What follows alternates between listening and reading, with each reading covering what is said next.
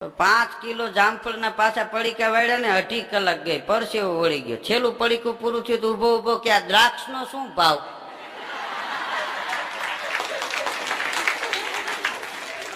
હા, ભરતભાઈ કે એ વેચવાની નથી,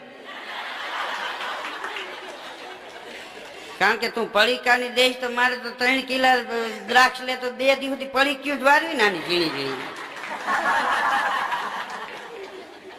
ઉભો ઉભો હું કે વેચવાની નથી, શું કામ રાખી? કે બાળકો માટે રાખી ભાઈ, અમારા છોકરા આંટો મારવા આવે ને એ ખાય, બાકી આપવી નથી. છતાં માલે ધંધો બંધ કરાવ્યો. બોલો, આને કઈ મોંઘવારી ન નડે.